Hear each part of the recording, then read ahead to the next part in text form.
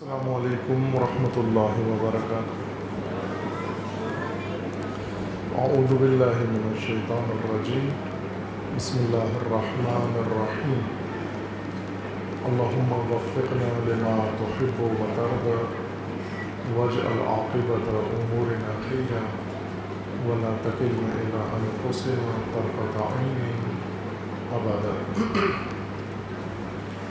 اور یہ روز والدین، یوم والدین سرات اسکول کی طرف سے تبریک و تہنیت عرض ہے۔ صلوات پڑھیے محمد وآل محمد۔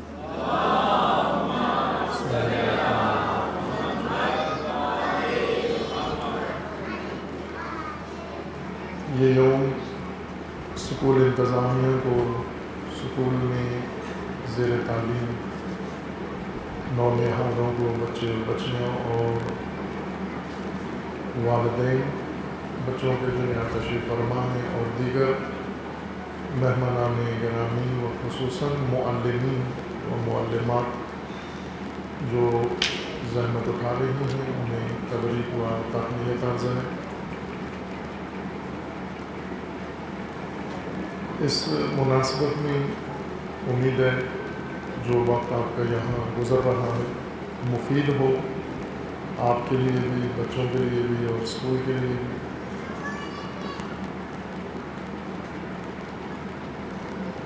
آج ایک پروگرام چھوڑ کر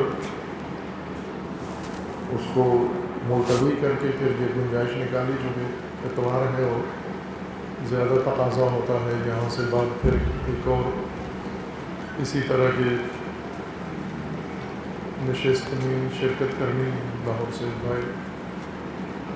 روز معلم ہے وہاں، جہاں روز والدین ہیں وہاں روز معلم ہے۔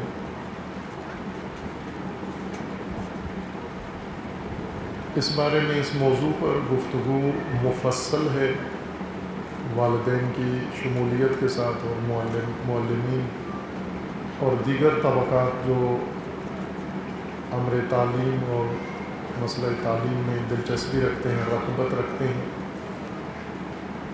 بلکہ آغاز میں جو ہم نے سوچا تھا پاکستان میں آ کر تعلیمی میدان میں کوئی قدم اٹھانے سے پہلے مد نظر یہ تھا، اپنے ذہن کی سوچ یہ تھی کہ ہم ملک بھر میں عوامی طبقات اور تعلیم یافتہ لوگ اور سنجیدہ طبقات کی مشارکت سے پہلے تعلیمی نظام کے متعلق وضاحت کریں گے، تعلیمی نظام کے خد و خال بیان کریں گے، مختلف تعلیمی نظام کے درمیان موازنہ پیش کریں گے اور پھر اس میں وہ مطلوبہ تعلیمی نظام جو ہونا چاہیے، جو ضرورت ہے ہماری اور انسان کی، اس کے متعلق وضاحت کریں گے اور اس کے بعد تعلیمی میدان میں قدم اٹھائیں گے۔ جب تک تعلیم کے متعلق پاکستانی قوم یا کوئی بھی اور قوم ہو، اس کی ذہنیت واضح نہیں ہوتی اور نہیں بنتی مناسب ذہنیت، تعلیم کے میدان میں کوئی قدم کامیابی سے اٹھانا ممکن نہیں ہے۔ تعلیم کے نام پر تجارتی کام کرنا آسان ہے، تعلیم کے بہانے سے کاروبار، اس کی کوئی مشکل نہیں ہے، یہ کسی بھی صورتحال میں کیا جا سکتا ہے۔ بلکہ اس وقت پاکستان کا ماحول سب سے زیادہ اس کاروبار اور بزنس کے لیے تیار ہے کہ تعلیم کے نام پر تجارت کی جائے، سرمایہ کمایا جائے، پیسے کمائے جائیں اور اس کمائی کے بدلے میں ایک تخیلاتی تعلیم کا سامان پیش کیا جائے، بیچا جائے، فروخت کیا جائے اور تخیلاتی ایک حیثیت بنا کے پیش کی جائے. اس کے لیے آمادگی ہے پاکستان کے اندر، لیکن مطلوبہ اور صحیح تعلیمی نظام کے لیے پہلے ذہنوں کو آمادہ کرنا ضروری ہے. جب تک عوامی اذہان جنہوں نے اس تعلیمی میدان سے استفادہ کرنا ہے وہ ذہنی طور پر تیار نہ ہو، ناممکن ہے انہیں ان کی ضرورت کے مطابق تعلیم دینا. بیمار کو دوا دینے سے پہلے علاج کے لیے ذہنی طور پر تیار کرنا، آمادہ کرنا ضروری ہوتا ہے. اور شاید آپ کے تجربے میں آیا ہو یا آپ کے گھر میں کسی کے ساتھ یہ تجربہ ہوا ہو کہ جب علاج کے لیے کسی اسپتال میں جانا ہوتا ہے تو کافی وقت مریض اور اس کے گھر والوں کے ذہن کو تیار کرنا پڑتا ہے مریض کے علاج کے لیے، کیونکہ وہ ذہنی طور پر اس چیز کو ماننے کے لیے تیار نہیں ہوتے، یا اور نتیجہ یہ ہوتا ہے کہ بجائے اسپتالوں میں جانے کے عاملوں کے پاس چلے جاتے ہیں، نجومیوں کے پاس چلے جاتے ہیں، بابوں کے پاس چلے جاتے ہیں، جنات نکالنے والوں کے پاس چلے جاتے ہیں. اور مریض کے علاج کی جو گنجائش ہوتی ہے زمان کے لحاظ سے، وقت کے لحاظ سے، وہ ساری اس طرح ضائع کر کے اور مریض کو بالکل موت کے قریب لے جاتے ہیں ذہنی آمادگی نہ ہونے کی وجہ سے. لیکن وہ فرصت ہمیں نہیں ملی، اس وجہ سے نہیں ملی کہ تعلیمی میدان کے لیے جو اور مقدمات تھے یا جو ابتدائی کام تھے وہ زمینہ اور زمین تیار نہیں تھی. مثلا عمارت بنی ہوئی نہیں تھی اور اس کے لیے وسائل اور بہت سارے اور مسائل ایسے تھے جو ایک تعلیمی ماحول بنانے کے لیے ضروری ہوتے ہیں. اگر وہ موجود ہوں، مہیا ہوں، پھر انسان ساری توجہ تعلیم پہ رکھتا ہے. لیکن جب تعلیم کے وسائل ہی مہیا نہ ہوں اور تعلیم کے لیے میدان ہی تیار نہ ہو تو پہلے وہ میدان تیار کرنا پڑتا ہے. اور ناخواستہ طور پر اس کام میں جانا پڑا اور ابھی تک نہ صرف اس سے فراغت نہیں ہوئی بلکہ ہر روز زیادہ ہی اس کے اندر مداخلت کرنا پڑتی ہے اور اس کے اندر زیادہ وقت خرچ ہو رہا ہے، جس وجہ سے تعلیم کے میدان میں وہ جو اقدامات ہونے چاہیے وہ ابھی تک نہیں ہوئے. اس کے باوجود بھی الحمدللہ بہت عظیم اقدامات ہوئے ہیں، لیکن وہ اقدامات جو خود ہمیں راضی کریں، تسلی ہو، اطمینان ہو، جیسا چاہتے تھے وہی ہو رہا ہے، وہ مرحلہ ابھی نہیں آیا. حتیٰ جامع عروۃ الوثقیٰ میں کہہ لیں یا ام الکتاب میں یا دیگر ملحقہ تعلیمی شعبوں کے اندر بھی وہ ماحول ابھی تک ہم نہیں بنا پائے جو مد نظر ہے، جو بننا چاہیے. اور اس کی وجہ غیر تعلیمی مصروفیات ہیں. غیر تعلیمی مصروفیات بھی جو تعلیم کا ماحول بنانے کے لیے ضروری ہیں. جیسے مثلا ام الکتاب ایک کثیر تعداد خواتین کی وہاں موجود ہیں، زیر تعلیم ہیں، لیکن بجائے اس کے کہ انہیں جا کر تعلیم دی جائے، ان کی تربیت کی جائے، ان کے لیے ہاسٹل بنانا، ان کے لیے رہائشی مکان بنانا، ان کے لیے دیگر سہولتیں فراہم کرنا، سارا وقت اس کے اندر صرف ہو جاتا ہے. اور جو اصل کام ہے وہ اگر یہ سب کچھ انجام پا گیا ہوتا، پہلے سے انجام شدہ ہوتا، جیسے ہوتا ہے دیگر موقعوں پر یا دیگر مقامات پر کہ جو تعلیم کا ماحول ہے وہ کوئی اور طبقہ بنا دیتا ہے اور تعلیم دینے والوں کا کام فقط تعلیم و تربیت ہوتا ہے، تو اس طرح انہیں زیادہ وقت ملتا ہے. لیکن جنہوں نے تعلیم دینی ہے وہی پہلے زمین خریدیں، وہی اس میں کھدائیاں کروائیں، وہی اس میں عمارتیں بنائیں، وہی اس میں اینٹیں اٹھائیں، وہی اس میں سیمنٹ بنائیں، وہی اس کی تعمیرات مکمل کریں، وہی اس کے لیے فنڈز جمع کریں، وہی اس کے لیے افراد لے کر آئیں اور وہی ان کاموں کے اوپر نظارت کریں، اور سارا کام تو پھر اصل کام کے لیے فرصت نہیں رہتی۔ یعنی میں یوں کہوں کہ انسان وضو کرتا ہے نماز کے لیے، لیکن بعض اوقات وضو اتنا مشقت والا ہو جاتا ہے کہ نماز کا وقت ہی نکل جاتا ہے۔ وہ حالت ہے ہماری کہ ابھی وضو میں ہی مصروف ہیں اور نماز کے لیے ابھی موقع نہیں ملا۔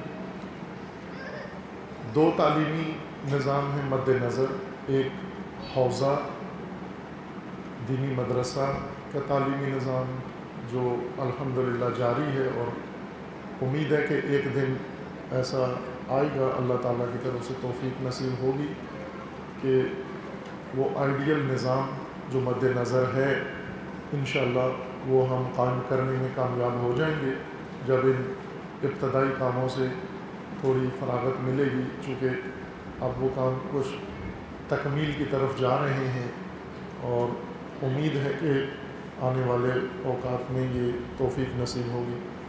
اور دوسرا رائج تعلیمی نظام جو صراط تعلیمی نظام کے نام سے ہم نے متعارف کروایا ہے، اس کے لیے اتنے بھی ابھی اقدامات نہیں ہوئے جتنے موضوعی تعلیم کے لیے ہوئے ہیں۔ موضوعی تعلیم کے لیے کافی پیش رفت ہو گئی ہے، مقدماتی اور ابتدائی کاموں کی البتہ، اور اس میں بھی اصلی مرحلے کے لیے بہت کچھ رہتا ہے، وہ بننا ہے انشاءاللہ۔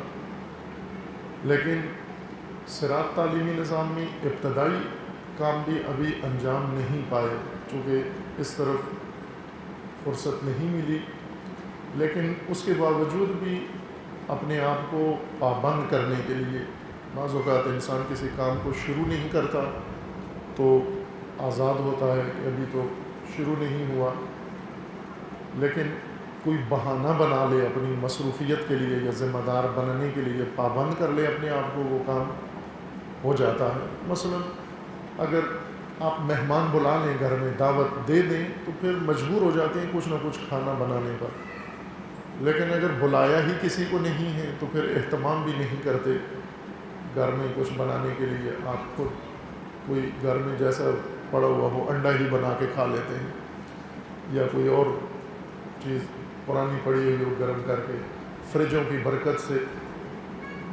کچھ نہ کچھ مل ہی جاتا ہے۔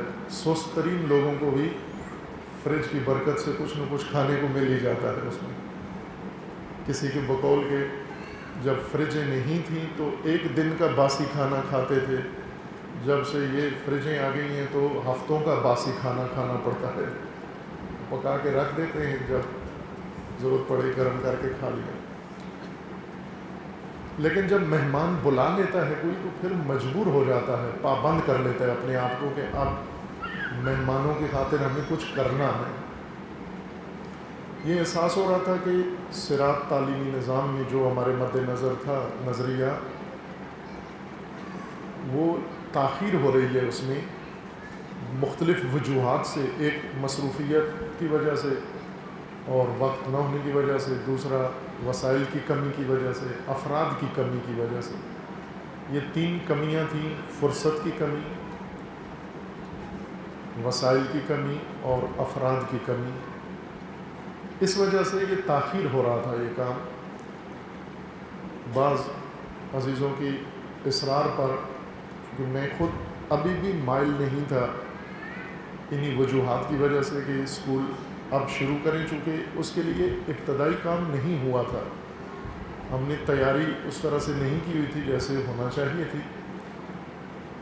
لیکن ان عزیزوں کے اصرار پر کہ شروع کرنا چاہیے، خصوصاً بعض والدین کے اصرار پر جن کے بچے تھے اور وہ چاہتے تھے کہ اس طرح کا نظام ہو تاکہ ہم استفادہ کریں، باہر کیفے ایک بہانہ اپنے لیے بنا لیا پابند کرنے کے لیے، تاکہ اس کے بننے سے ہم پابند ہو جائیں، کچھ نہ کچھ کریں۔ اور وہ بہانہ بنانے کے بعد بھی البتہ نہیں ہوئی وہ توفیق جو اس صراط تعلیمی نظام کے متعلق ہونی چاہیے تھی۔ اب لوگوں کے ذہنوں میں یہ ہے، شاید جو معلمات ہیں یا والدین ہیں یا دیگر لوگ ہیں، کہ صراط تعلیمی نظام میں یہی بنانا چاہ رہے تھے، جو بن گیا ہے۔ نہ، یہ نہیں بنانا چاہ رہے تھے۔ یہ ایک پابندی کے لیے، اپنے آپ کو پابند رکھنے کے لیے ایک قدم تھا، بہانہ تھا، جیسے کہ مہمان بلا لیے کہ اب کچھ نہ کچھ کریں آپ۔ تعلیم جو مد نظر ہے ہمارے، حقیقی تعلیم اپنے الہی فلسفہ تعلیم کے مطابق، جو کچھ خداوند تبارک و تعالیٰ نے انسان کے لیے تعلیم کا ہدف مقرر کیا ہے، مقصد مقرر کیا ہے۔ اللہ نے حضرت آدم کو خلق فرمایا۔ پہلا کام خلقت آدم کے بعد، پہلا کام تعلیم آدم تھی۔ آدم کی خلقت کے بعد پہلا کام علم آدم الاسماء کلہا، آدم کو تعلیم دی اللہ تعالیٰ نے۔ اور ملائکہ آدم کی خلقت پر ہی معترض تھے، اور انہوں نے سوال بھی اٹھایا کہ ملائکہ کے ہوتے ہوئے، اتنی مقدس، پاکیزہ اور معصوم مخلوق کے ہوتے ہوئے، اللہ کو کیا ضرورت پڑی کہ ایک اور مخلوق پیدا کریں، وہ بھی مٹی سے اور زمین پر۔ اور ملائکہ نے دو کمزوریاں انسان کی بتائیں کہ یہ خلقت کے بعد یہ کام کرے گا، ایک فساد زمین کے اندر، اور دوسرا خون ریزی، سفک دماء۔ یہ دو کام، اور وہ دونوں آج ہم دیکھ رہے ہیں کہ دونوں کام انسان کر رہا ہے۔ زمین پہ فساد بھی کر رہا ہے، اور سفک دماء، خون ریزی بھی کر رہا ہے، قتل و غارت بھی کر رہا ہے۔ ملائکہ کو خداوند تبارک و تعالیٰ نے آدم کی خلقت کے متعلق جھٹلایا نہیں کہ اے ملائکہ آپ غلط سوچ رہے ہیں یا غلط کہہ رہے ہیں، یہ نہیں فرمایا۔ اور یہ بھی نہیں فرمایا کہ آپ درست کہہ رہے ہیں، بجا کہہ رہے ہیں، بلکہ آدم کی حقیقت، آدم کے جو خصوصیات، صفات تھیں، ان میں سے ایک جھلک فرشتوں کو دکھائی، اور وہ تعلیم لینے کی صلاحیت آدم کی بتائی۔ علم آدم الاسماء کلہا، آدم کو اللہ نے تعلیم دی اسماء کی۔ اسماء سے مراد، ابھی آپ کے ذہن بھرے ہوئے ہیں اسماء کے بارے میں، چونکہ ذاکروں کو اتنا سنا ہے آپ نے کہ ذہن کا کوئی خلیہ آپ کا خالی ابھی نہیں ہے جس میں کوئی نئی بات آ سکے۔ بعض اوقات ہوتا ہے نا، میموری آپ کے موبائل کی ساری فل ہوتی ہے، اس میں مزید کوئی میسیج نہیں آ سکتا جب تک پہلا ڈیلیٹ نہ کریں آپ۔ اسی طرح پاکستانی قوم میں تمام میموری اس قوم کی بھری ہوئی ہے ممبروں سے، ذاکروں کی وجہ سے، اور اس کے اندر جو کچھ پڑا ہوا ہے مواد، اس نے گنجائش ہی ختم کر دی ہے کہ آدمی کوئی اور بات سنے، سمجھے اور سوچے۔ اور خالی میموری چاہیے ہوتی ہے سمجھنے کے لیے، تعلیم کے لیے خالی ذہن چاہیے ہوتا ہے۔ اسماء کے بارے میں مجالس میں آپ نے بہت کچھ سنا ہوا ہے۔ اسماء سے مراد حقائق، نظام ہستی کے حقائق۔ چونکہ اللہ تعالیٰ نے اس کائنات میں انسان کو بنایا ہے، تو کائنات کے ساری حقیقتیں اور سارے حقائق اللہ نے آدم کو تعلیم دے دی ہے۔ علم الاسماء کلہا، سارے حقائق، کائنات کے اسرار، نظام ہستی ہے، اللہ تعالیٰ نے آدم کو بتا دی۔ اور پھر فرشتوں سے کہا کہ آپ بتاؤ یہ حقائق کیا ہیں؟ تو فرشتوں نے لا علمی ظاہر کر دی کہ ہمیں تو نہیں معلوم، لا علم لنا، ہمارے پاس علم نہیں ہے، ہم کہاں سے بتائیں۔ آدم کو حکم دیا کہ آپ فرشتوں کو آگاہ کریں، انبئہم، نبا دیں، نیوز۔ فرشتوں کے بارے میں آدم کو کہا کہ آپ ان کو آگاہ کریں، نبا دیں۔ انبئہم، نبا نیوز کو کہتے ہیں، آپ ان کو نیوز سنائیں، ان حقائق کی جو آپ کو تعلیم دیے گئے ہیں۔ اب یہیں سے وہ نقطہ کھل جاتا ہے کہ فرشتوں کو تعلیم نہیں دی، نہ اللہ نے دی نہ آدم نے، نہ اللہ نے آدم علیہ السلام کو کہا کہ آپ فرشتوں کو تعلیم دیں، بلکہ کہا کہ ان کو نیوز دیں، ان کو خبر دیں، ان کو نبا دیں، آگاہ کریں ان کو۔ کیوں نہیں کہا تعلیم دیں؟ چونکہ فرشتے تعلیم کے قابل نہیں ہیں۔ کوئی مخلوق کائنات میں تعلیم کے لائق نہیں ہے سوائے انسان کے۔ تعلیم فقط انسان کو دی جا سکتی ہے، ملائکہ کو نبا دی جا سکتی ہے، نیوز سنائی جا سکتی ہے۔ جس طرح ابھی ہم سب نیوز سنتے ہیں میڈیا سے، تعلیم نہیں لیتے، نبا لیتے ہیں، نیوز سنتے ہیں، ایک دوسرے کو بھی نبا دیتے ہیں۔ تعلیم صرف آدم اور اولاد آدم کے لیے ممکن ہے، یہی بنیادی فرق ہے انسان میں اور دوسروں کے اندر، کہ انسان فقط تعلیم کے قابل اور تعلیم کے لائق، اور تعلیم فقط انسان کو دی جا سکتی ہے، باقی موجودات تعلیم کے قابل نہیں ہیں۔ ہم دیکھتے ہیں کہ سرکس دیکھا ہوا ہے سب نے، اگر نہ دیکھا ہو کسی سرکس کے شو میں جا کر تو ٹی وی پہ سب نے دیکھا ہوا ہے۔ جانور، حیوانات سدھائے جاتے ہیں، ان کو کرتب سکھاتے ہیں ان کے سائس، ان کے کوچ، اور پھر وہ لوگوں کے سامنے آ کر جانور وہی حرکتیں انجام دیتے ہیں۔ اسے بھی تعلیم نہیں کہتے۔ فرشتوں کو جو کچھ اللہ نے بتایا ہے وہ تعلیم نہیں ہے، اور جو انسان سے نیچے کی مخلوقات ہیں، جانور، یہ بھی تعلیم نہیں لے سکتے۔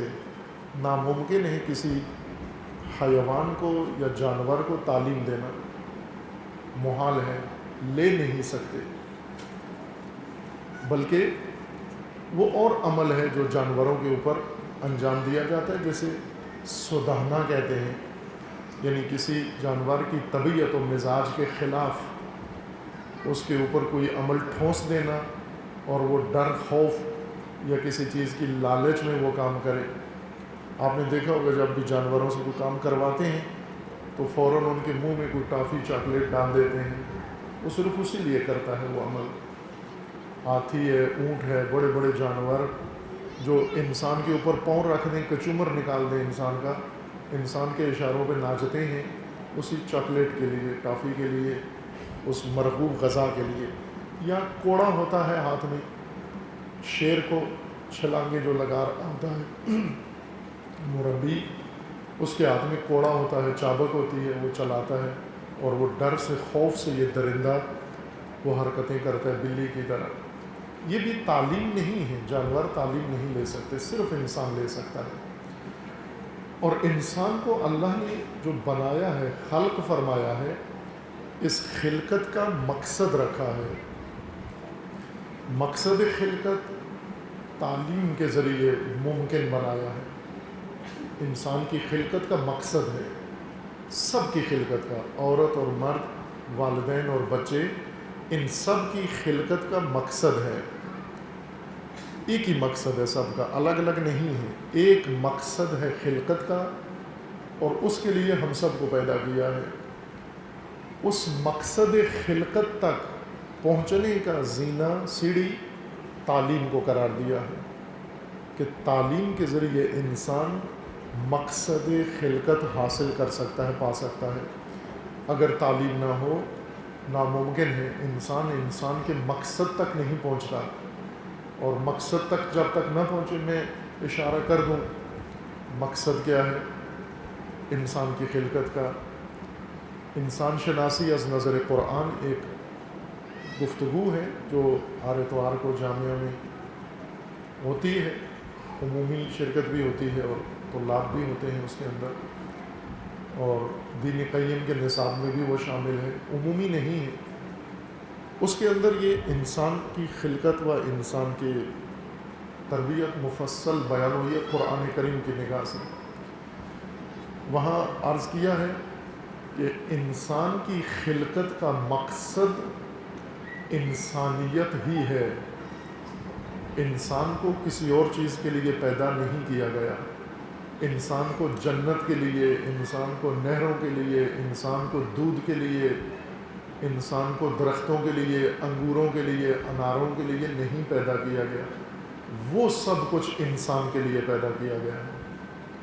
یہ دنیا میں جو کچھ ہے انسان کو کھیتوں کے لیے، کھلیان کے لیے، گندم کے لیے، مارکیٹوں کے لیے، شاپنگ کے لیے نہیں پیدا کیا گیا. یہ ساری نعمتیں انسان کے لیے پیدا کی گئی ہیں. انسان کو ان کے لیے پیدا نہیں کیا گیا. وہ چیزیں انسان کے لیے ہیں. اسی طرح بہشت، جنت میں جو کچھ ہے وہ انسان کے لیے مقرر کیا گیا ہے. اس کے لیے ہمیں پیدا نہیں کیا گیا. اگر کوئی دودھ کی نہروں میں جا کے جنت میں ایک کوٹھی مل جائے، ایک بنگلہ مل جائے، نوکر چاکر مل جائیں، حور و قصور مل جائیں، تو مقصد کو ابھی بھی نہیں پہنچا، کیونکہ اس کے لیے پیدا نہیں ہوا تھا. جو کچھ اسے ملا ہے اس کے لیے بنایا نہیں گیا تھا. انسان انسانیت کے لیے پیدا ہوا ہے. مقصد خلقت انسان خود انسانیت ہے کہ انسانیت کے مقام تک پہنچ جائے. اور جب انسان مقصد انسانیت تک پہنچتا ہے، یہیں پر خلیفہ کا عنوان اس کو مل جاتا ہے. یہ خلیفہ خدا ہے، یہ مسجود ملائکہ ہے. اس کو ملائکہ سجدہ کرتے ہیں. جو مقام آدمیت اور مقام انسانیت پہ فائز ہو جائے، ملائکہ اس کو سجدہ کرتے ہیں. اس کے اختیار میں خدا نے نظم و نظام کائنات دیا ہے. یہ خلیفہ خدا ہے زمین کے اوپر. مقصد انسانیت، یہ گمان ہے غلط، ہم اپنے ذہن سے نکال دیں، اس کو دور کر لیں، بلکہ اس کو تکرار کریں. گھروں میں، گھریلو گفتگو میں اس کو تکرار کریں. خواتین عموماً جو باتیں خواتین کی زبان پہ چڑھ جائیں تو وہ کم از کم 1-2 سال تو رہتی ہیں ان کی زبان پر، چھوڑتی نہیں ہیں. جس چیز کے پیچھے لگ جائیں. بعض خواتین کی خدمت میں عرض کیا تھا کہ خواتین کی جو اللہ نے صلاحیتیں دی ہیں وہ انہوں نے اتنی بے جا استعمال کی ہیں کہ بدنام ہو گئی ہیں، جبکہ وہ بجا استعمال کرتی تو بہت خوش نام ہوتی. اور وہ ایک صلاحیت یہ ہے کہ خواتین میں تبلیغات کی بہت اعلیٰ صلاحیت موجود ہے، بات پہنچانے کی. مثلا مرد کو بات پہنچانے کے لیے اسٹیج چاہیے، ممبر چاہیے، لاؤڈ اسپیکر چاہیے، مجمع چاہیے، اور کیا اہتمام چاہیے. خواتین کو کچھ بھی نہیں چاہیے. اگر آپ ایک بات خواتین کو رات کو پہنچا دیں تو صبح سارا محلہ جانتا ہوگا وہ بات، بغیر کسی نیٹ ورک کے، بغیر کسی سسٹم کے، بغیر کسی لاؤڈ اسپیکر کے. یہ ایک صلاحیت ہے تبلیغ کی، پروپوگیشن کی صلاحیت ہے.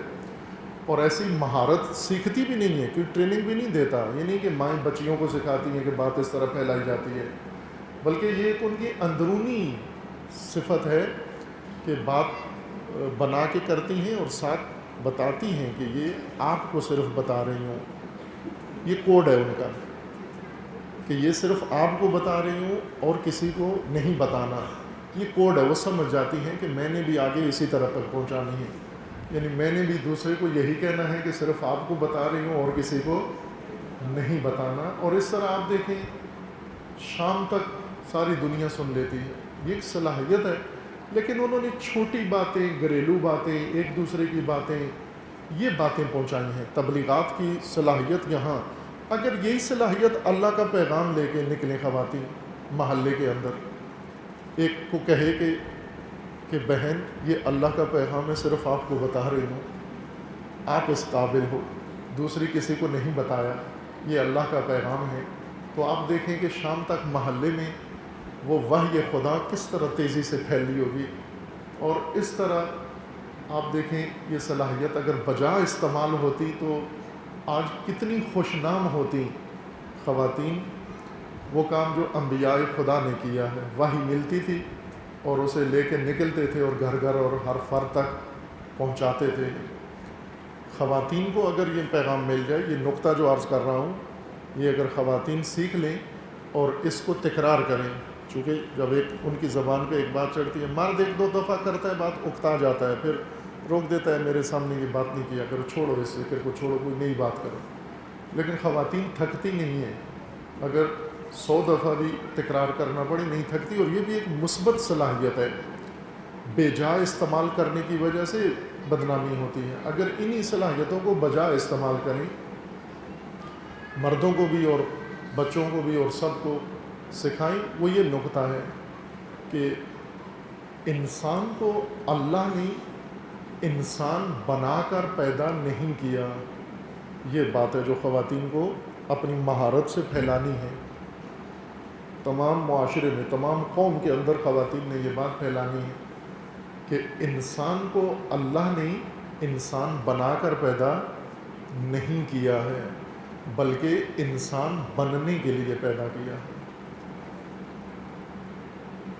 انسان بنا کر پیدا نہیں کیا. ہم انسان بن کر دنیا میں نہیں آئے، بلکہ ہم انسان بننے کے لیے دنیا میں آئے ہیں. اور یہی ایک ہی کام ہے، صرف اسی ایک کام کے لیے آئے ہیں، انسان بننے کے لیے، مقام انسانیت تک پہنچنے کے لیے آئے ہیں. ساری عمر اور سارے اوقات اس میں، باقی جو کچھ ہم کر رہے ہیں وہ وسائل زندگی ہیں، معیشت زندگی ہے، تاکہ ہمیں آسودگی ہو اور ہم اصل مقصد حاصل کر سکیں. ہم باقی کاموں کے لیے پیدا نہیں ہوئے جو کر رہے ہیں، اس ایک کام کے لیے پیدا ہوئے تھے. اور یہ کام قرآن کریم کا فرمانا ہے کہ ایک ذریعے سے ممکن ہے، اور وہ ہے تعلیم، کہ تربیت بھی اس کا حصہ ہے. تعلیم و تربیت جو مقصد بعثت انبیاء ہے. یہ فلسفہ تعلیم ہے قرآن کی نگاہ میں اور دین کی نگاہ میں. انسان کو تعلیم کی ضرورت ہے انسان بننے کے لیے، مقام انسانیت تک پہنچنے کے لیے.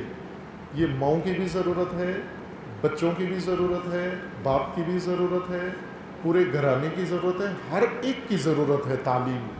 اس تعلیم سے کوئی مستثنا نہیں ہے. لیکن ہمیں یہ کچھ پیدائشی طور پر مشکلات ہم رکھتے ہیں.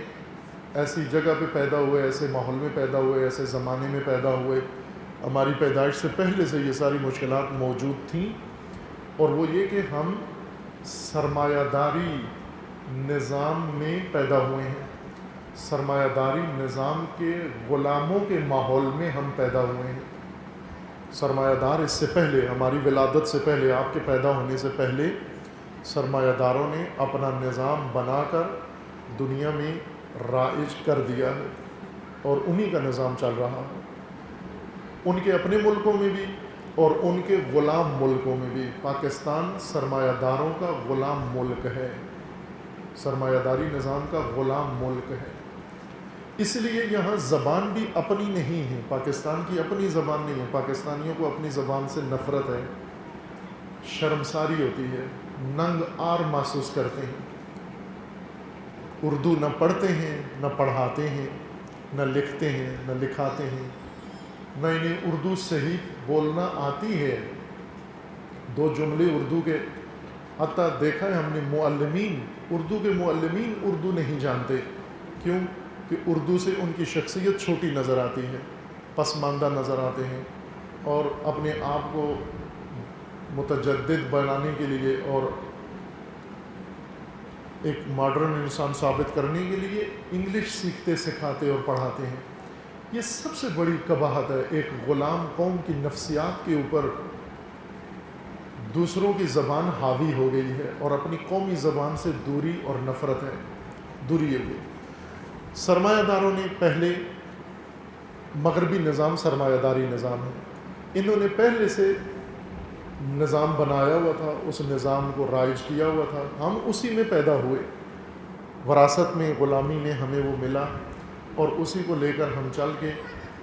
سرمایہ داری نظام نے تعلیم کا جو ہدف رکھا ہے، مقصد، وہ انسان نہیں ہے بلکہ صنعت ہے. سرمایہ داری نظام کا مقصد سرمایہ ہے، سرمایہ بڑھانا. مثلا سرمایہ دار جو زمین کا مالک ہے، جو فیکٹری کا مالک ہے، جو مارکیٹ کا مالک ہے، جو اور چیزوں کا مالک ہے، اسے اپنی کمپنی چلانے کے لیے، اسے اپنی انڈسٹری چلانے کے لیے، اسے اپنی مارکیٹ چلانے کے لیے، اسے اپنے پروڈکٹس بیچنے کے لیے افراد کی ضرورت ہے کہ کچھ لوگ اس کی فیکٹری میں بیٹھ کر تولید کریں، کچھ لوگ وہ بنا ہوا سامان مارکیٹ میں بیچیں، کچھ لوگ آگے اس کو استعمال کریں۔ اس سب کے لیے انہیں ماہرین کی ضرورت تھی، لہٰذا سرمایہ داروں نے ایک تعلیمی نظام وضع کیا، بنایا، جس کا کام یہ ہے، اس کے مختلف شعبے بنائے ہیں، مختلف علوم بنائے ہیں، مختلف اس کے حصے بنائے ہیں۔ کچھ کا کام ہے فیکٹری لگانا، کچھ کا کام ہے لگی ہوئی فیکٹری کو چلانا، کچھ کا کام ہے فیکٹری میں بنی ہوئی چیز کو مارکیٹ میں پیش کرنا، بیچنا، اور کچھ کا کام ہے وہاں سے آگے لوگوں تک پہنچانا۔ یہ ایک چین بنایا ہے انہوں نے اپنی ایک شے کے لیے۔ مثلا کوئی بھی آپ مثال لے لیں، بچوں کے کھلونے بنانے ہیں انہوں نے، خواتین کی ضرورتوں کا سامان بنانا ہے انہوں نے، اور یہ سب کچھ بنانے کے لیے انہیں ضرورت ہے، لیبر کی ضرورت ہے، انہیں مزدور کی ضرورت ہے، مزدور بھی ایسا جو ان کے نظام کے اوپر تربیت یافتہ ہو، انہوں نے وہی تربیت دی ہوئی ہے اس کو جو انہیں چاہیے، تاکہ وہ کہتے ہیں کہ اسے دیانتداری بھی ہونی چاہیے، امانت داری بھی ہونی چاہیے، وہ سچ بھی بولے، وہ ٹائم کا بھی پابند ہو۔ ٹائم کی پابندی کس لیے کرے؟ نہ نماز کے لیے یا گھر آنے جانے کے لیے، اس میں کوئی آزادی ہے، گھر جس وقت مرضی ہے آئے جائے، فیکٹری میں ٹائم پر پہنچے۔ یہ وقت کی پابندی فیکٹری میں آنے کے لیے، کمپنی میں آنے کے لیے، اور جتنی دیر کمپنی میں رہتا ہے دیانتدار ہونا چاہیے کہ کمپنی کا وقت اپنی ذات پر خرچ نہ کرے، لوگوں کے اوپر خرچ نہ کرے، کمپنی کا وقت کمپنی کے کاموں میں خرچ کرے۔ یہ اخلاق بھی ہے ان کا، سرمایہ دارانہ اخلاق۔ سرمایہ دارانہ اخلاق میں وقت کی پابندی بہت ضروری ہے، کیوں کہ سرمایہ دار کا سرمایہ ضائع ہوتا ہے، اور دیانتداری بہت ضروری ہے، کیوں کہ کمپنی نقصان ہوتا ہے، سرمایہ ضائع ہوتا ہے، ڈوب جاتا ہے اس کا۔ اسی طرح امانت داری بہت ضروری ہے، چوری نہیں کرنی ہے آپ نے، کیوں کہ اس طرح سے کمپنی کا مال سارا ضائع ہو جاتا ہے۔ صنعتی اخلاق اور صنعتی تعلیم سرمایہ دار نے بنائی، اور بنا کر ان ملکوں میں جہاں پر افرادی قوت زیادہ ہے، اپنے ہاں منصوبہ بندی قائم کر کے بچوں کی پیدائش پہ پابندی لگا دی کہ ادھر بچے پیدا نہیں ہوں گے۔ وہ بچے کہاں پیدا ہوں گے؟ دوسرے ملکوں میں، ہمارے غلام ملکوں میں بچے پیدا ہوں، ان کے بچے پیدا ہوں، ہم انہیں تعلیم دیں گے۔ تعلیم کیسی کہ وہ تعلیم میں بنے گا ہی لیبر، مزدور، اور مزدور کو مزدوری چاہیے، نوکری چاہیے، نوکری ہمارے پاس ہے، فیکٹری ہمارے پاس ہے، لہٰذا وہ ایک سرکل بنایا ہوا ہے انہوں نے، ان کے نظام میں رہے، ان کی تعلیم حاصل کرے، ان کی تعلیم کے مطابق لیبر بنے، اور پھر انہی کی فیکٹری میں جا کر کام کرے، اور وہ اس کو تنخواہ دیں اتنی کہ اس کے گھر کا چولہا جلتا رہے اور ان کی فیکٹری بڑھتی رہے۔ اس کو صرف اتنا دیتے کہ اس کا پیٹ بھرے اور اس کا اکاؤنٹ بھرے۔ وہ روز بروز سرمایہ دار تر ہوتا جا رہا ہے، وہ بلینر ہوتا جا رہا ہے، اور یہ روز بروز اپنے بچوں کی اور گھر کی مشکلات میں پھنستا جا رہا ہے، مشکلات میں ڈوبتا جا رہا ہے۔ یہ ہمیں وراثت میں ملا ہے تعلیمی نظام، لیبر ساز، مزدور ساز، اور ہم اپنی قیمتی لخت جگر اٹھا کے ان کے حوالے کرتے ہیں۔ میں پہلے ایک مثال دی ہوئی ہے، وہ بعضوں کو سمجھ آئی، بعضوں کو نہیں آئی، ابھی بھی ہوگی۔ جب چھوٹے تھے ہم، اس وقت مائیں ڈراتی تھی بچوں کو خرکاروں کے نام سے کہ باہر نہیں جانا، گلی میں باہر خرکار پکڑ کے لے جائے گا، اور بہت بڑا خطرہ ہوتا تھا، خرکار حقیقی خطرہ تھا، اور مائیں بھی ٹھیک ڈراتی تھی چونکہ تھا یہ خطرہ۔ خرکار یہ کابلی لوگ تھے، افغانی، انہوں نے گدے رکھے ہوئے تھے جو سامان اٹھاتے ہیں، مٹی اٹھاتے ہیں، ملبہ اٹھاتے ہیں۔ تعمیراتی کام ابھی مشینوں سے ہوتا ہے، پہلے سارا گدوں سے ہوتا تھا۔ ابھی بھی اندرونی شہر میں جہاں گاڑیاں نہیں جاتی وہاں گدے ہی سارا کام کر رہے ہوتے ہیں، اور جنہوں نے گدے پالے ہوتے ہیں گدے کو خر کہتے ہیں، اور گدے کے کام کرنے والوں کو خرکار، گدوں کا کام کرتا ہے جو.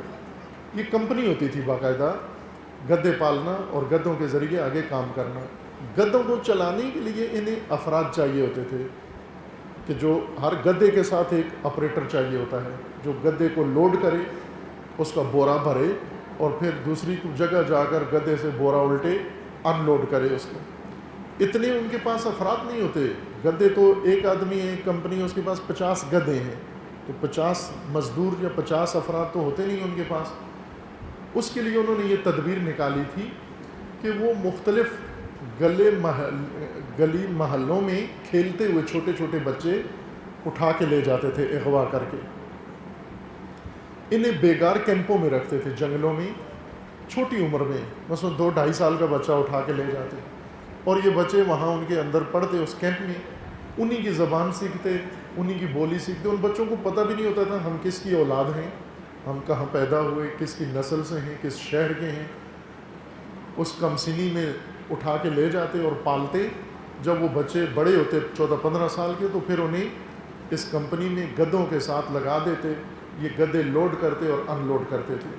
یہ خرکاری ایک باقاعدہ کاروبار تھا، بزنس تھا، اور خرکاری کے بزنس میں بنیادی کردار اغوا شدہ بچوں کا ہوتا تھا. یہ بچے جو بڑے اچھے خاندانوں کے، بڑے ذہین بچے اور بڑے فطین بچے، یہ ماؤں سے جدا کر کے لے جاتے تھے یہ بچے. اور اس وقت مائیں ڈرتی تھیں، مائیں بہت باشعور تھیں اور اپنے بچوں کے خطروں سے آشنا تھیں. خطرات انہیں پتہ تھے ان ماؤں کو. وہ مائیں متوجہ تھیں کہ ہمارے بچوں کو کیا خطرات ہیں. اور واقعاً جس ماں کے اندر یہ ڈر موجود ہو کہ میرا بچہ اغوا ہو سکتا ہے، خرکار لے جا سکتا ہے، درست ماں یہی ہے، ممتا اسی کے اندر ہے. لیکن وہ لاپرواہ ماں جو موبائل پہ لگی ہوئی ہے اور اپنے کاموں میں لگی ہوئی ہے، بناؤ سنگار میں لگی ہوئی ہے، اس کو بچے کی پرواہ نہیں ہے، بچہ کہاں گیا، کون لے گیا، کس کے ساتھ اٹھتا بیٹھتا ہے. یہ غیر ذمہ دار ماں ہے. یہ غلطی سے ماں بن گئی ہے، ماں بننے کے قابل نہیں تھی. ماں وہی ہے جس کے اندر یہ کھٹکے اور جس کے اندر یہ پرواہ موجود ہو. آج یہ کام مائیں خود کر رہی ہیں اور بڑی خوش بھی ہوتی ہیں. پہلے روتی رہتی تھی میرا بچہ خرکار لے گئے، ساری عمر روتی رہتی تھی. کمسینی میں بچے کو خرکار لے گئے اور ساری عمر ماں روتی رہتی تھی، مرنے تک روتی رہتی تھی. اور آج مائیں فخر کرتی ہیں کہ میرا بچہ خرکار لے گئے ہیں. آج زیادہ خطرناک خرکار موجود ہیں اور وہ بچوں کو اٹھا کے لے جاتے ہیں اور بچوں کو ٹریننگ دیتے ہیں خرکاری کی. پیسے بھی ماں باپ سے لیتے ہیں کہ آپ پیسے دو تاکہ آپ کے بچوں کو خرکاری سکھائیں. وہ خرکاری یہی کمپنیاں ہیں، یہ ملٹی نیشنل کمپنیاں، یہ چائنا کمپنیاں، یہ مغربی کمپنیاں، یہ سرمایہ داروں کی کمپنیاں. یہ سرمایہ دار وہی خرکار ہیں. ان کو مزدور چاہیے اپنی کمپنیوں میں کام کرنے کے لیے، ان کو اپنا سرمایہ بڑھانے کے لیے لیبر چاہیے. اب یہ اغوا کرنے کا انہوں نے طریقہ بڑا خوبصورت رکھا ہوا ہے، اور وہ خوبصورت طریقہ انہوں نے آپ کو ایسا نظام بنا کے دیا ہے کہ آپ خود اپنے ہاتھوں سے بچے اٹھا کے اور ہزاروں روپے فیس دے کے فخریہ طور پر، اور پھر وہ بچے لے بھی جاتے ہیں، ساتھ لے جاتے ہیں، اپنے ملک میں لے جاتے ہیں، اپنی کمپنی میں لے جاتے ہیں. اور مائیں فخر کرتی ہیں، سارے محلے میں بتاتی ہیں، ساری برادری کو بتاتی ہیں کہ بیٹا کہاں ہوتا ہے، بیٹی کہاں ہوتی ہے. عزیزان من، آج بھی ماؤں کو یہ شعور ہونا چاہیے. جب تک ماں باپ اور بچوں کے آگاہ نہیں ہوں گے، متوجہ نہیں ہوں گے. ایک بزرگوار سے، تعلیم کے ماہرین سے سوال کیا گیا کہ بچے کی تربیت کہاں سے شروع کریں، تو انہوں نے کہا دادا سے. ایک بچے کو اگر تربیت کرنی ہے تو کہاں سے شروع کریں؟ کہا دادا سے شروع کریں. دادا سے مراد یعنی دادا کی تربیت ہو، پھر اس دادا سے ایک نسل پیدا ہو، باپ، اور اس باپ سے جب تیسری نسل پیدا ہوگی، بچہ پوتا، اس سے توقع رکھ سکتے ہو کہ وہ تربیت یافتہ ہو سکتا ہے. 3 نسلیں تربیت کرو، پھر ایک نسل پروان چڑھے گی آپ کی. اتنا دشوار کام ہے، اتنا سخت کام ہے. اور ہم سادگی میں اور لاشعوری میں ہم اپنے بچے خرکاروں کے حوالے کر کے اور فخر بھی کرتے ہیں. ظاہر ہے یہاں اب یہ تو اعتراض ہو گیا یا شکوہ ہو گیا یا اس کمی کمزوری کی نشاندہی ہو گئی. یہ رائے حل کافی نہیں ہے بات اس حد تک کہ سرمایہ داری نظام جو غلامانہ ہمارے اس طرز میں ہمیں ملا ہے وراثت میں، ہم اس کے اندر بیٹھ کر اور بھیڑ چال کے تحت چونکہ سب ایسا کر رہے ہیں ہم بھی ایسا کر رہے ہیں، جو ایک عوامی چال ہے، بری چال، بھیڑ چال ہے کہ دوسرے یہ کر رہے ہیں ہم بھی یہی کر رہے ہیں. ساری زندگی بھیڑ چال کے تحت گزرتی ہے. گھریلو ماحول، تعلیمی مسائل اور لین دین، تعلقات، سب معاشرت ساری بھیڑ چال کے تحت انجام دیتے ہیں. اگر ہمیں اس طرح زندگی بسر کرنا ہوتی تو بہتر تھا بھیڑ بن جاتے ہیں، کیونکہ بھیڑیں اسی طرح ہوتی ہیں، دیکھا دیکھی، ایک دوسرے کی دیکھا دیکھی اس کے پیچھے چلتی ہیں. اللہ نے بھیڑ نہیں بنایا، شکر خدا کرو، انسان بنایا ہے، عاقل اور باشعور انسان بنایا ہے. یہ بہت بڑی اللہ تعالیٰ کی رحمت ہے، کرم و لطف ہے اللہ کا. جس طرح خداوند نے فرمایا کہ لقد کرمنا بنی آدم، ہم نے بنی آدم کو کرامت اور شرف دیا ہے. یعنی بھیڑیں نہیں بنایا، بکریاں نہیں بنایا، جانور نہیں بنایا، حشرات نہیں بنایا، پرندے چرندے نہیں بنایا، انسان بنایا ہے. یعنی بہت بڑی کرامت اور شرف عطا کر دیا ہے، بہت بڑی برتری اور بڑھائی ہم نے بنی آدم کو عطا کر دی ہے. اس شرف کا ہمیں لحاظ رکھنا چاہیے، خیال رکھنا چاہیے. اگر انسان اپنے شرف کا لحاظ نہ رکھے پست ہو جاتا ہے، گھٹیا ہو جاتا ہے. جو لوگ اپنی کرامت و شرف شخصیت نہ بچا سکیں وہ بہت برے دن دیکھتے ہیں. اور آج ہم مسلمان بالخصوص جو برے دن دیکھ رہے ہیں، بہت برے دن ہیں مسلمانوں کے اس وقت. یہ سب اس وجہ سے ہے کہ کرامت اور شرف کا خیال نہیں رکھا ہم نے، اور ہم بھیڑ چال چل کے جو تھا وہ سب گنوا بیٹھے. رائے حل مشکلات کی نشاندہی رائے حل نہیں ہوتا، آدھا رائے حل ہوتا ہے مشکلات کی نشاندہی. اصل رائے حل یہ ہے کہ آپ کے پاس اب اس کے متبادل نظام ہو جو ان آفات سے منزہ ہو، ان آفات سے پاک ہو، ان آفات سے دور ہو، اور جس کے اندر تعلیم اسی الہی مقصد کے لیے ہو، ہدف کے لیے ہو. تعلیم کو سرمایہ داروں نے اتنا پست کیا ہے کہ تعلیم معاش کا ذریعہ بنا دیا ہے کہ اس وقت تعلیم معیشت کے لیے حاصل کی جاتی ہے، جبکہ تعلیم انسانیت کے لیے ضروری ہے، ہر ایک کے لیے ضروری ہے. جس کو نوکری نہیں کرنی اس کے لیے بھی اعلیٰ تعلیم لازمی ہے. فرض کرو اگر ایک کارخانوں کا مالک ہے، خزانوں کا مالک ہے، زمینوں کا مالک ہے، ان کی 100 نسلیں اگر تعلیم حاصل نہ کریں، نوکریاں نہ کریں، ملازمتیں نہ کریں، 100 نسلیں کھائیں بیٹھ کر پھر بھی ان کی درآمد پیسہ ختم نہیں ہوگا. ان کے لیے بھی تعلیم لازم ہے جنہیں نوکریاں نہیں کرنی. تعلیم نوکری کا ذریعہ نہیں ہے، ملازمتوں کے لیے نہیں ہے، بلکہ انسانیت کے لیے ضروری ہے. وہ نظام اس فلسفہ تعلیم کی روشنی میں، اس فلسفہ تعلیم کے پس منظر سے انسان کے لیے تعلیمی نظام کی ضرورت ہے. وہ تعلیمی نظام مرتب موجود ہے، قرآن کریم نے پیش کیا ہے، انبیاء کرام نے پیش کیا ہے، خصوصاً رسول اللہ صلی اللہ علیہ وآلہ وسلم نے تعلیم دیا ہے، اور آپ کے ورثہ نے، آپ کے جانشینوں نے اسے پیش کیا ہے، موجود ہے ہمارے پاس. لیکن وہ ہوتے ہوئے ہم بھیڑ چال کے تحت غلامانہ طرز زندگی لے کر دوسروں کے پیچھے بھاگتے ہیں، اور اتنا مسخ ہو گئے ہیں کہ ہمیں اپنی ذات سے بھی نفرت ہو گئی ہے، اپنی شخصیت، اپنی قومیت، اپنے ورثے، اپنی میراث سے بھی نفرت ہو گئی ہے. آپ شاید کوئی پاکستانی ایسا آپ کو ملے، مذہبی، دیندار، شیعہ، سنی، با تقوی، بے تقوی، کوئی بھی انسان ہو بہت محب وطن، جسے اردو سے زیادہ محبت ہو انگلش کی نسبت، ایک بھی نہیں ملے گا، کیونکہ ہم نے پرورش ہی ایسی پائی ہے. اپنی زبان اچھی نہیں لگتی ہمیں. اردو میں تعلیم ختم، پاکستان میں اردو تعلیم نابود. کیوں؟ کہ اس قوم کو اپنی ذات کی طرف نہیں آنا چاہیے، اپنے ارث و میراث کی طرف نہیں آنا چاہیے.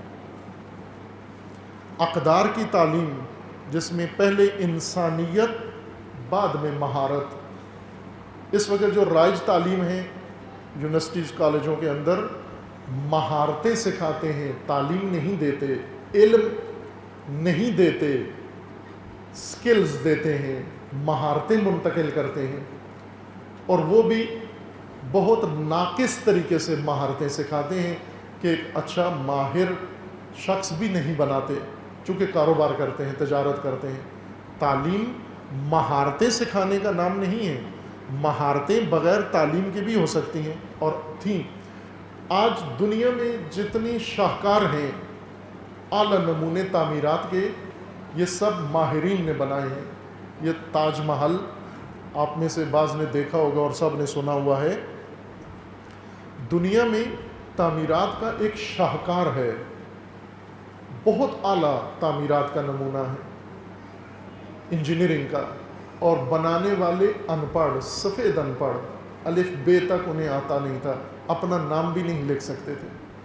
اور آج ہمارے پی ایچ ڈی انجینئر بھی جا کر اگر تعمیرات کو سمجھنا چاہے تو پہلے تاج محل کی تعمیرات کو پڑھتے ہیں نصاب میں، سلیبس میں۔ مہارت ایک الگ جوہر ہے جو انسان کو اللہ نے دیا ہوا ہے۔ تعلیم یافتہ کے اندر بھی مہارت ہوتی ہے اور بعض اوقات نہیں بھی ہوتی، بعض اوقات بہت اعلیٰ تعلیم یافتہ ہے، کوئی مہارت نہیں ہوتی۔ یہ نمونہ میں نے پیش کیا تھا، شاید یہاں بھی کسی گفتگو میں اسی حال میں پیش کیا تھا کہ تبلیغات کی غرض سے پاکستان سے باہر جانا ملا، تو وہاں ایک مومن رہتے تھے، وہ پی ایچ ڈی ڈاکٹر تھے، ظاہراً فزکس میں یا اسی طرح کے کسی سائنس کے مضمون میں، اور بڑے اعلیٰ عہدے پر بھی تھے۔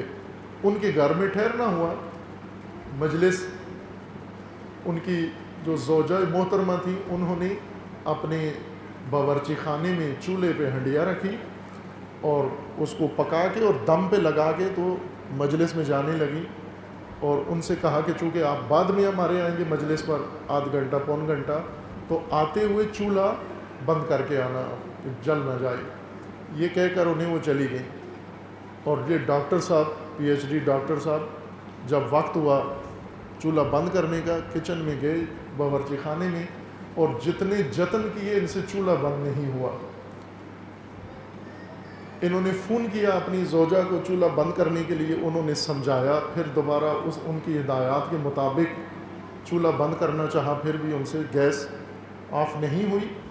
پھر آئے میرے کمرے میں جہاں میں تیار ہو رہا تھا مجلس کے لیے، تو آ کے کہنے لگے کہ آغا صاحب بہت معذرت، میں بہت شرمندہ ہوں، اور واقعاً وہ شرمندہ لگ بھی رہے تھے، اور بڑی عاجزی سے آ کر کہا کہ آپ تھوڑی سی زحمت کریں، باورچی خانے میں آئیں، وہ چولہا نہیں بند ہو رہا۔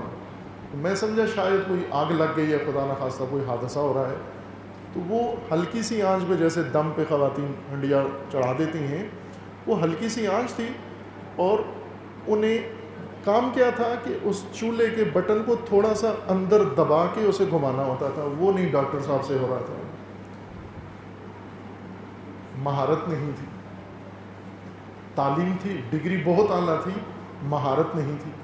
اب اس کے بجائے آپ گھریلو خواتین کو دیکھیں، ممکن ہے ایک جماعت بھی نہ پڑھی ہوئی ہو، ایک جماعت بھی نہ پڑھی ہوئی ہو، لیکن وہ چولہا جلانا تو کیا، چولہا بنا بھی لیتی ہیں بوقت ضرورت،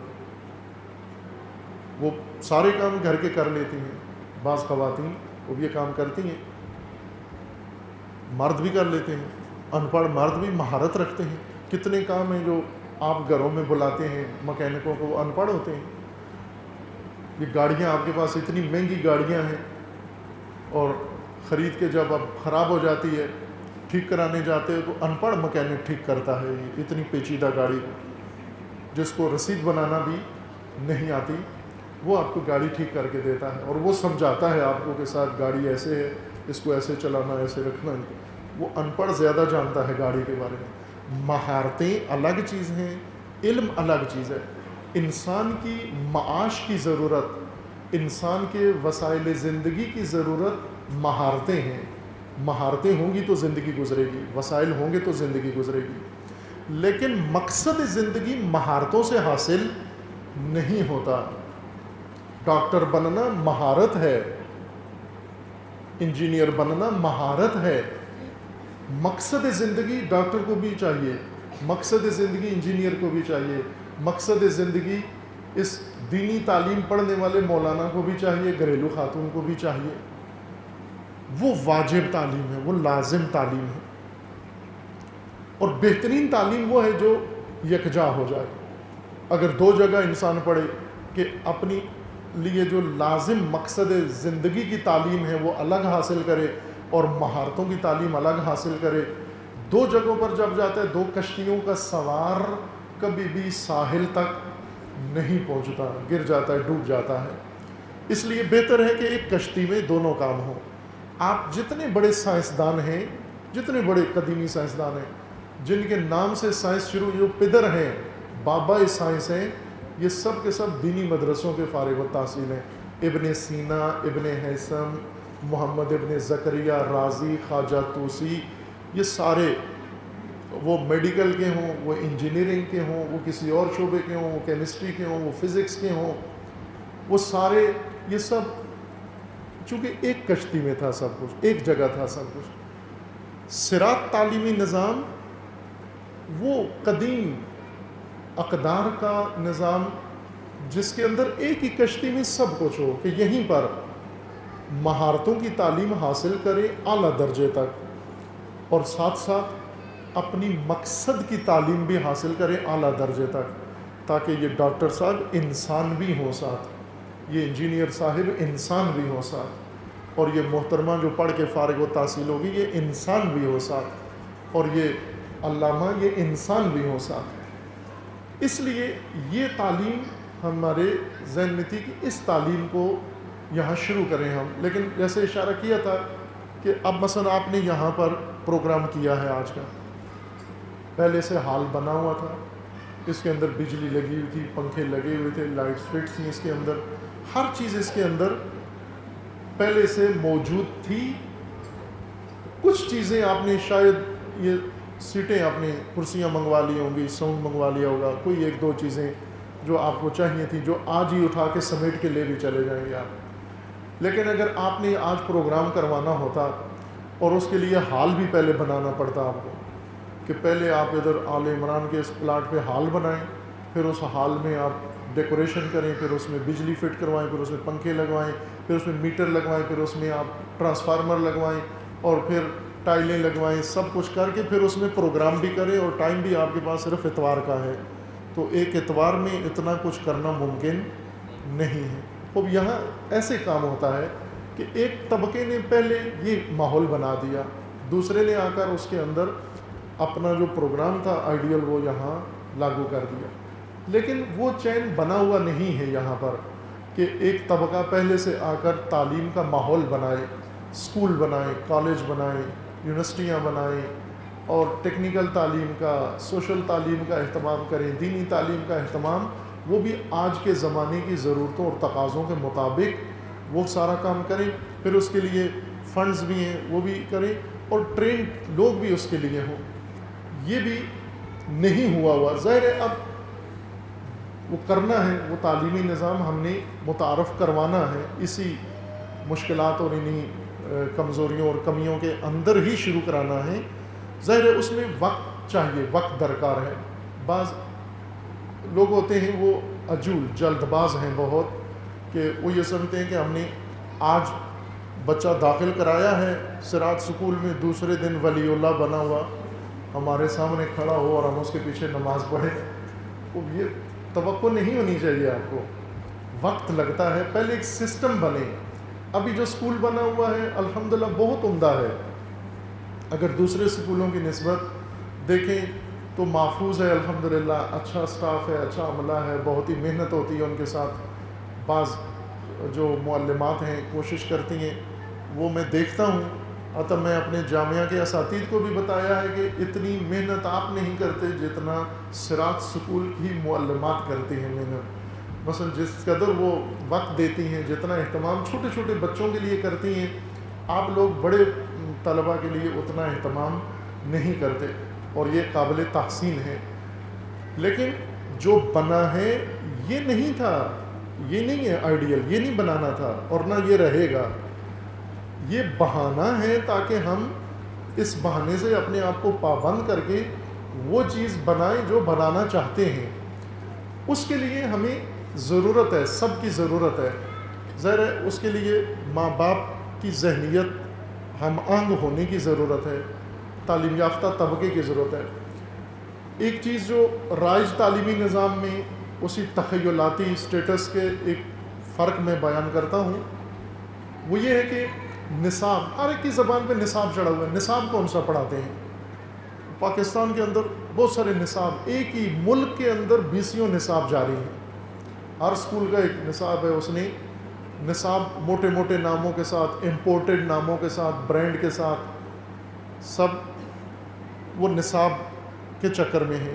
یہ نصاب یہ پڑھا رہے ہیں، وہاں آکسفورڈ کا نصاب پڑھا رہے ہیں، وہاں فلاں کا نصاب پڑھا رہے ہیں، پھر ایسا نصاب پڑھا رہے ہیں. تعلیم میں نصاب لازم ہے، اتنا لازم بھی نہیں ہے. آج جدید تعلیمی نظام میں نصاب نکال دیا ہے. بعض ممالک نے ابتدائی انٹرمیڈیٹ تک کتاب مکمل طور پر تعلیمی نظام سے نکال دی ہے. کتاب نہیں ہوگی، کوئی کتاب سے نہ پڑھیں گے نہ پڑھائیں گے. بغیر کتاب کے انٹرمیڈیٹ تک تعلیم ہوگی، انٹرمیڈیٹ کے آگے پھر کتاب شروع ہو جاتی ہے. اس وقت چند ملک ہیں جن کے اندر سرکاری طور پر یہ نصاب شروع ہو گیا ہے پابندی کے ساتھ، اور نتائج کے لحاظ سے دیکھیں تو جہاں کتابوں کا ڈھیر پڑھایا جاتا ہے ان سے ان کا رزلٹ بہت اچھا ہے. بچے بہت اچھا تربیت پائیں اور تعلیم لی ہے. نصاب، کتاب کی اپنی اہمیت ہے، ضروری ہے نصاب، لیکن تعلیمی نظام کے لیے نصاب بنیاد نہیں ہے، ستون نہیں ہے. نصاب یہ ایسے تخیلاتی اس کے لیے برانڈ بنایا ہوا ہے. چونکہ تجارتی تعلیمی نظام میں، کاروباری تعلیمی نظام میں، کمرشل تعلیمی نظام میں سب کچھ نصاب ہوتا ہے.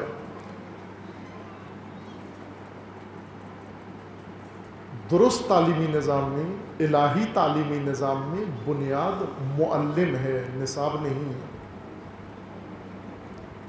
محور و ستون تعلیم کا معلم ہے. اگر معلم ہو، واقعی معلم ہو، حقیقتاً ہمارے رائج تعلیمی نظام میں وہ بے روزگار طبقہ جن کو کوئی روزگار نہیں ملتا، بے امر مجبوری ٹیچر بن جاتے ہیں. کہتے ہیں جب تک جاب نہیں ملتی اس وقت تک ٹیوشن پڑھاؤ، اس وقت تک کسی اسکول میں پڑھانا شروع کر دو، جب جاب مل جائے گی تو وہاں چلے جائیں گے. یہی کم و بیش تصور ہے. اور میں جامعہ میں حوزے میں اپنے اساتذہ کو یہ کہا، یہ یوم معلم 1 جولائی، یوم مئی، 1 مئی یوم معلم ہے. شہید مطہری رضوان اللہ تعالیٰ علیہ کی شہادت کا دن ہے، اور وہ بہت عظیم معلم تھے. اس وجہ سے اسے یوم معلم کا نام دیا گیا ہے. جامعہ میں ہوتا ہے، انشاءاللہ امید ہے صراط بھی شروع کریں گے معلمین کی تقدیر، تحسین، خراج تحسین پیش کرنا کہ طالب علم و طالبات صراط سکول کی یہ اپنے معلمین کو ہدایہ دیتے ہیں. خراج تحسین محفل مجلس بچوں کی طرف سے ہوتی ہے، معلمین کی عزت افزائی کے لیے اور ان کی تحسین کے لیے ہوتی ہے. اسی روز معلم کی مناسبت سے میں نے حوزے کے اساتید کو یہ کہا تھا کہ 2 طبقوں سے میں بہت متعجب ہوں، بہت تعجب ہوتا ہے، اور ایک سوالیہ تعجب ہے یہ، اور وہ یہ ہے، ایک خواتین مائیں اور ایک معلم. تمام مائیں خواتین ہیں. ظاہر ہے ابھی تک تو اللہ کا طبعی نظام قائم ہے کہ خواتین مائیں صرف خواتین ہی ہیں. اب آگے نہیں پتہ انسان کیا کرنے والا ہے، کہاں سے پیدا ہوں گے، درختوں سے پیدا ہوں گے، فیکٹریوں میں پیدا ہوں گے. کر رہے ہیں تجربات فیکٹریوں میں، جس طرح چوزے پیدا ہوتے ہیں اس طرح انسان کے بچے بھی فیکٹریوں میں پیدا ہوں، تجربات میں لگے ہوئے ہیں. ابھی تک ہوا نہیں ہے. ہر خاتون کی یہ آرزو ہوتی ہے، وہ خود عورت ہے، خاتون ہے، لیکن بچہ وہ کہتی ہے مرد پیدا ہو، لڑکا پیدا ہو. خواتین کو خواتین پسند نہیں. بہت کم مائیں میں نے دیکھی ہیں جو خدا سے بیٹی مانگے اور انہیں محبت بھی بیٹیوں سے ہو، یا بیٹا اور بیٹی دونوں ہیں تو بیٹی سے زیادہ محبت ہو۔ ایک صنفی اتحاد کے ذریعے تو انہیں بیٹیوں کی طرف زیادہ مائل ہونا چاہیے، لیکن نہیں ہوتی۔ بیٹی پیدا بھی ہو جائے تو عزادار ہو جاتی ہے ماں۔ اور میں نے دیکھا ہے بعض جگہوں پر محلے کی پڑوسن اور رشتہ دار خواتین تعزیت کے لیے آتی ہیں کہ بیٹی کوئی حرج نہیں ہے، اللہ کی قضا ہے، مان لے تو راضی ہے، جیسے کوئی فوت ہو گیا ہے، نعوذ باللہ۔ جشن مناؤ۔ یہیں پر ایک مومن کے ہاں بیٹی پیدا ہوئی تو وہ کہنے لگے کہ آپ نے اس کا نام رکھنا ہے۔ میں نے کہا پہلے اس کا ولیمہ کرو، جشن مناؤ، پھر اس کا نام رکھو گے۔ 3 مہینے تک وہ منتظر رہے کہ نام رکھ دیں، اور میں نے نہیں رکھا۔ میں نے کہا جب اس کا ولیمہ کرو گے، خوشی مناؤ گے، مٹھائی کھلاؤ گے، جشن مناؤ گے بیٹی کی پیدائش کا، پھر نام رکھوں گا۔ اور پھر انہوں نے کیا، ولیمہ بھی کیا بیٹی کی ولادت کا، مٹھائی بھی کھلائی سب کو، اور جشن بھی کیا، اور پھر اس کا نام تجویز کیا۔ ایسے ہونا چاہیے۔ اور دوسرا ہے معلم، ٹیچر۔ کوئی معلم اپنے شاگرد کو معلم بننے کی تلقین نہیں کرتا۔ ہر معلم کیا بتاتا ہے؟ تو نے پائلٹ بننا ہے، تو نے جرنیل بننا ہے، تو نے لیفٹیننٹ بننا ہے، تو نے انجینئر بننا ہے، تو نے ڈاکٹر بننا ہے۔ وہ معلم بننے میں کیا قباحت ہے؟ یہ کیوں نہیں کہتے کہ معلم بنو؟ جس معلم کو، یعنی یہ نفرت اپنے آپ سے ہے۔ خواتین کو بھی جو بیٹیاں اچھی نہیں لگتی، بیٹے اچھے لگتے ہیں، تو یہ نفرت ایک طرح سے اپنے آپ سے، یہ چھپی ہوئی نفرت ہے اپنے آپ سے۔ یہ خود بھی اصل میں خواتین بننا نہیں چاہتی تھی، یہ بھی مرد بننا چاہتی تھی، لیکن بے امر مجبوری خواتین بن کے ماں بن گئی۔ خوش ہو، فخر کرو کہ اللہ نے آپ کو نوازا ہے، ماں کا درجہ دیا ہے۔ فخریہ بات ہے، اعزاز کی بات ہے، شکر کی بات ہے۔ حقیقتاً جس چیز پہ شاکر ہوں وہ یہ دو مقام ہے، اور ان سے بڑا مقام انسانوں کے ہاں نہیں ملے گا، ماں اور معلم۔ چونکہ ماں اور معلم وہ صرف انہی کے ماں اور معلم نہیں ہوتے جو ان سے پیدا ہوتے ہیں یا جن کو پڑھاتے ہیں، بلکہ ماں اور معلم 2 عہدے ہیں اللہ کی طرف سے۔ جب یہ ماں کے درجے پہ فائز ہو جائے یا معلم کے درجے پہ فائز ہو جائے تو سب ان کو ماں اور معلم کا ہی پروٹوکول دیں، سب ان کو ماں ہی سمجھے۔ سب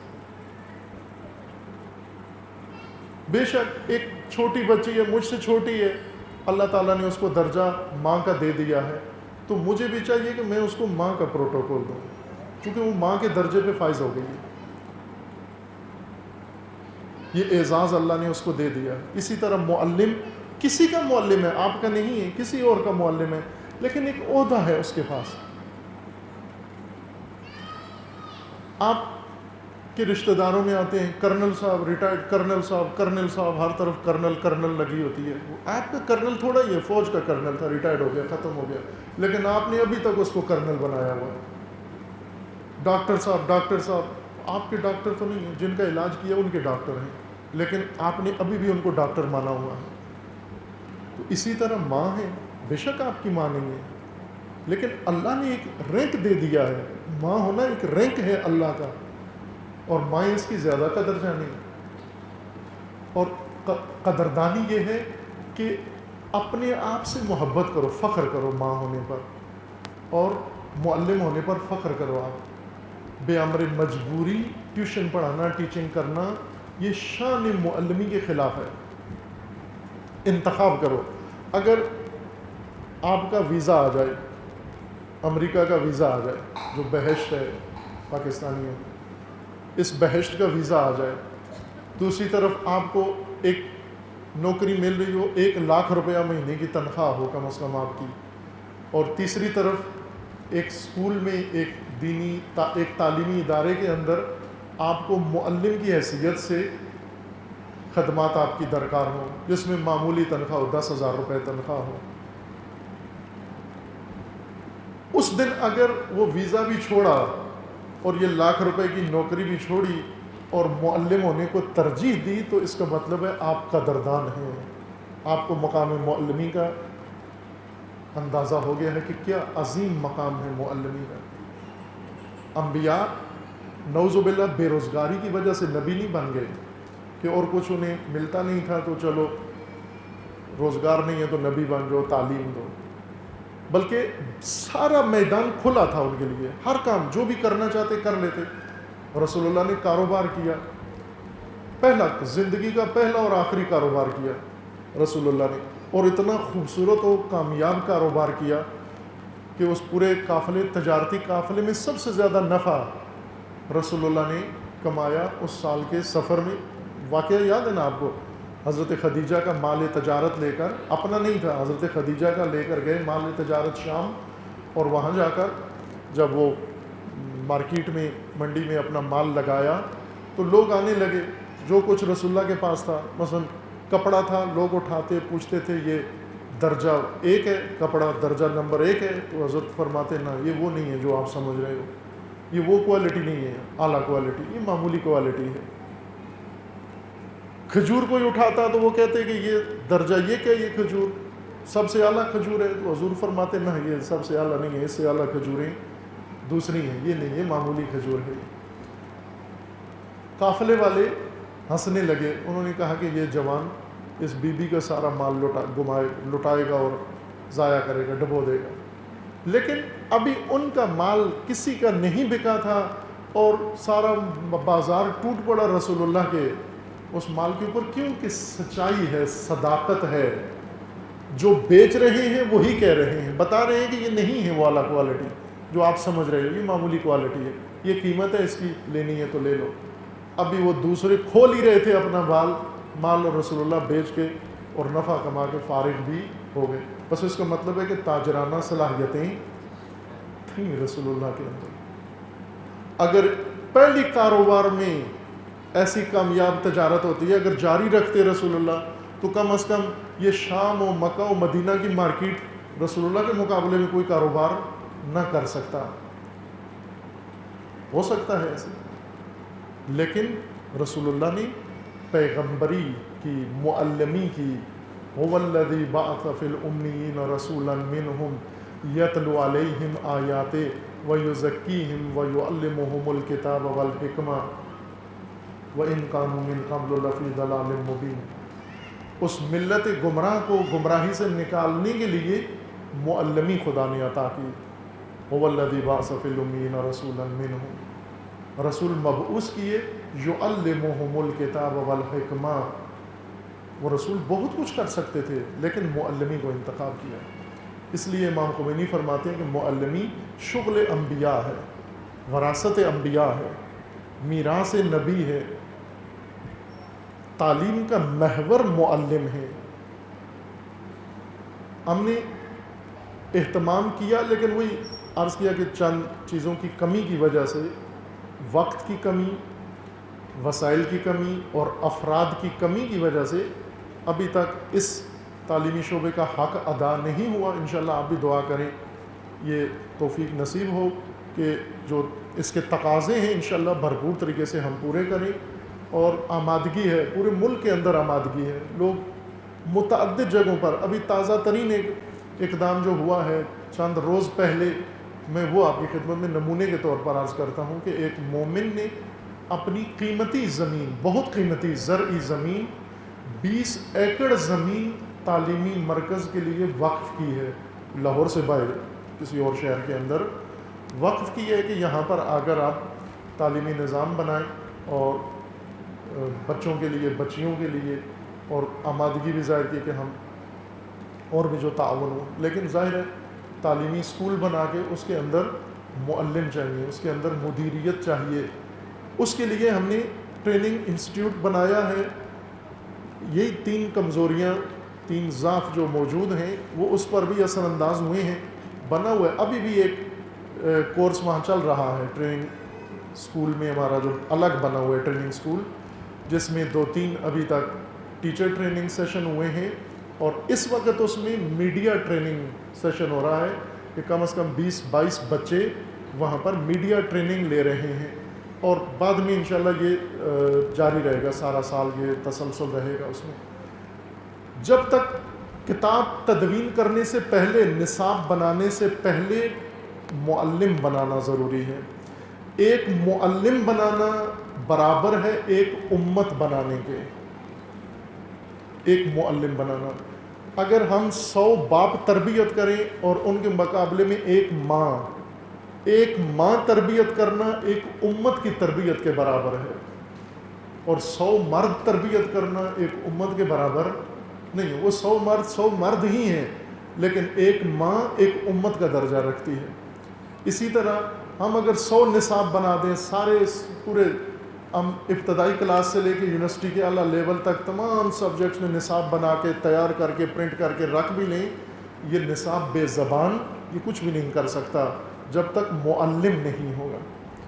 اس لیے ساری زحمت کوشش ہمیں معلم کے اوپر چاہیے، معلم جو آمادگی رکھتے ہوں، آمادگی ذہنی رکھتے ہوں، آمادگی علمی رکھتے ہوں، اور خاندان کی طرف سے بھی ان کے ساتھ اتنی تعاون ان کے ساتھ ہو۔ بعض جو مجبور گھرانے اور خاندان ہیں جہاں پر خاتون خانہ مجبور ہے کہ کسی نہ کسی طریقے سے گھریلو نظام چلانے کے لیے کہیں کوئی روزگار کرے اور وہ ٹیچنگ کرنے آ جاتی ہے، یہ نہیں حق ادا کر سکتی۔ وہ خاتون حق ادا کر سکتی ہے کہ جسے گھر والے خود چنیں کہ یہ سب سے باصلاحیت ہے، یہ اعلیٰ صلاحیت کی مالک ہے، اور اسے موقع دیں، ماں باپ بھی موقع دیں، اگر وہ شادی شدہ ہے تو شوہر بھی موقع دے، نہ اس کے پیسوں کے لیے بلکہ اس کے لیے کہ یہ وہ معلمی کا فریضہ انجام دے۔ اگر میں تعاون کروں کسی کے ساتھ اور وہ اللہ کی راہ میں کوئی قدم اٹھائے تو وہ اجر مجھے بھی ملے گا، میں بھی اس میں شریک ہوں۔ وہ شوہر ان خواتین کے ساتھ اجر میں شریک ہیں جنہوں نے گھریلو ماحول فراہم کیا ہے، تعاون کیا ہے خواتین کے ساتھ اور انہیں اس میدان میں موقع دیا ہے۔ اسی طرح وہ خواتین اجر میں شریک ہیں جنہوں نے اپنے مردوں کو یہ موقع دیا ہے کہ وہ جائیں اور اس راہ میں کوئی قدم اٹھائیں۔ یہ خواتین گھر سنبھالتی ہیں یا دیگر ذمہ داریاں، اور مردوں کو مجبور نہیں کیا، یہ بھی اجر میں شریک ہے اللہ کے ہاں۔ دونوں وہ اجر دونوں میں تقسیم ہو جائے گا، دونوں کو ملے گا وہ اجر۔ آمادگی ہو، افرادی قوت ہو اور معلم ہو، پھر انشاءاللہ آگے کوئی رکاوٹ نہیں ہے۔ وسائل کی کمی اللہ تعالیٰ کے لطف و کرم سے ہو جاتی ہے پوری، اگرچہ ابتدا میں ہوتا ہے مسئلہ، لیکن جب ایک کام شروع کرتے ہیں، تجربہ ابھی تک ہمارا یہی ہے کہ خالی ہاتھ ہم نے کام شروع کیا، لیکن اللہ تعالیٰ کے لطف و کرم سے وہ وسائل وقت پر آمادہ ہو گئے، مل گئے، ایسے طریقے سے ملے کہ وہم و گمان میں نہیں تھا ہمارے کہ ان ذریعوں سے بھی مثلا کوئی مدد تعاون ہوگا، اور وہ ہو گیا۔ چونکہ اللہ کے جنود خدا نے اپنے سپاہ بنا کے رکھی ہوئی ہے، خواتین کی شکل میں، مردوں کی شکل میں، اور وہ اللہ کی توفیقات کے ذریعے کرتے ہیں آ کر کام۔ خوب الحمدللہ یہ ایک قدم اٹھا ہے، لیکن اسے ایک قدم اول اور آغاز ہی سمجھے، یہ انتہا نہیں ہے۔ انشاءاللہ آغاز ہے، شروع ہوا ہے، اس کے تقاضے ابھی بہت سارے ہیں جو پورے ہونا رہتے ہیں۔ سب کا تعاون ہوگا تو انشاءاللہ وہ مطلوبہ تعلیمی نظام اس ملک کے لیے عملی ہو سکے گا، اس امت کے لیے عملی ہو سکے گا۔ اور یہ بھی میں عرض کر دوں کہ اس کے علاوہ ایک الہی تعلیمی تربیتی نظام کے علاوہ آپ کے پاس کوئی متبادل راستہ نہیں ہے۔ باقی متبادل راستوں پر 70 سال آپ چل کے آئے ہیں، اور ہم یہ نسل جو بیٹھی ہوئی ہے یہ انہیں متبادل سکولوں سے فارغ التحصیل ہیں، تو زیادہ سے زیادہ ان سکولوں نے اگر کچھ بنایا تو آپ جیسا ہی بنائیں گے، ہم جیسا ہی بنائیں گے، جبکہ ضرورت ہمیں اس سے آگے کی ہے۔ سب چاہتے ہیں ہمارے بچے ہم سے آگے جائیں، بہتر ہوں، تعلیم میں بہتر ہوں، عمل میں بہتر ہوں، مستقبل ان کا بہتر ہو، اور سب سے بڑھ کر عاقبت ان کی بہتر ہو۔ تقدیر ملک، تقدیر مملکت، تقدیر ملت، تقدیر امت، تقدیر انسان، یہ سب تعلیم و تربیت کے ہاتھ میں خدا نے دی ہے، اور تعلیم و تربیت کی زمام آپ کے ہاتھ میں دی ہے۔ انشاءاللہ سب یہ ایسی نشستیں بہت مفید ہیں تاکہ یہ تبادلہ ہو، ذہنوں میں بات آئے، ایک دوسرے کی سمجھیں، اور وہ آئیڈیل نظام انشاءاللہ بنانے میں کامیاب ہو جائیں جس کی ہمیں ضرورت ہے۔